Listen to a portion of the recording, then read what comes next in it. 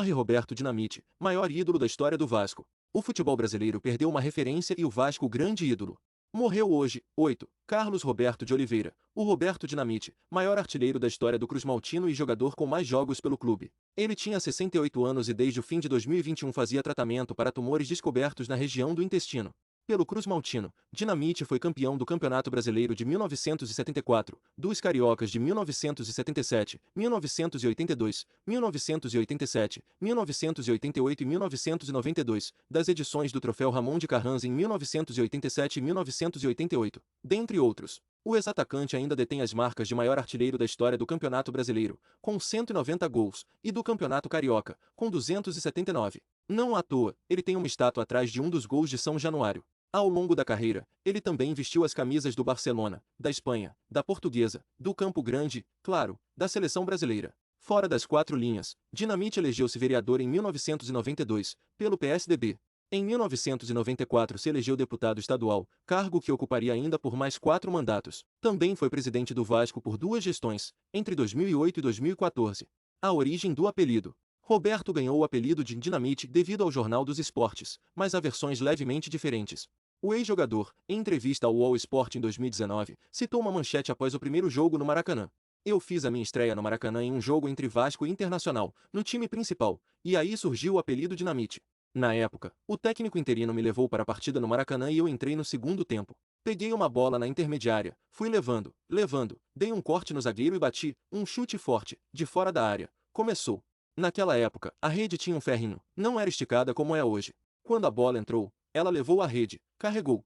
E um fotógrafo tirou a foto e mostrou para o time do Vasco. O Jornal dos Esportes deu, à época, o garoto Dinamite explode o Maracanã. Desse título da matéria, no jornal já extinto, surgiu o Roberto Dinamite. André Garoni, no livro 1898 em diante, porém, mostra que Roberto já era chamado de Dinamite antes do episódio narrado pelo ídolo vascaíno.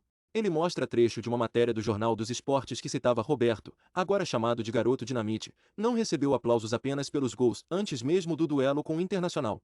Campeão brasileiro. Dinamite foi promovido ao elenco profissional no início da década de 1970 e se tornou um dos principais nomes do Vasco na conquista do Brasileiro de 1974. Com faro artilheiro, fez gols importantes e a relação com a torcida cresceu, vieram conquistas com a do Carioca de 77, e a identificação com o clube ficou ainda mais forte com o passar dos anos. Um dos gols que marca uma geração foi marcado em um clássico com o Botafogo, no Carioca de 1976. Na jogada, ele recebeu da direita, matou a bola no peito, deu um lençol no zagueiro Osmar e finalizou com uma espécie de voleio. O gol, aos 45 minutos do segundo tempo, garantiu a vitória vascaína de virada por 2-1 e ficou conhecido como o gol do lençol. Muitos o classificam como o gol mais bonito do Maracanã. Ida para a Espanha e retorno. Em 1980, Dinamite foi vendido ao Barcelona, da Espanha, mas pouco após a estreia, houve uma troca no comando técnico e o brasileiro perdeu espaço. Neste cenário, o Flamengo, presidido por Márcio Braga, procurou o atacante. Após certa pressão da torcida, o Vasco foi ao velho continente e o repatriou. O primeiro jogo após o retorno a São Januário foi contra o Náutico, que muitos, inclusive o próprio, não se lembram. A partida, talvez, tenha perdido o brilho diante dos 5 gols marcados na vitória por 5-2 sobre o Corinthians, no Maracanã, duelo que consolidou a retomada do laço.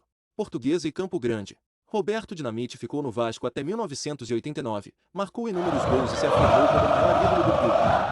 Em 1989, com 35 anos e em meio à chegada de outros nomes para a posição, ele acabou emprestado à Portuguesa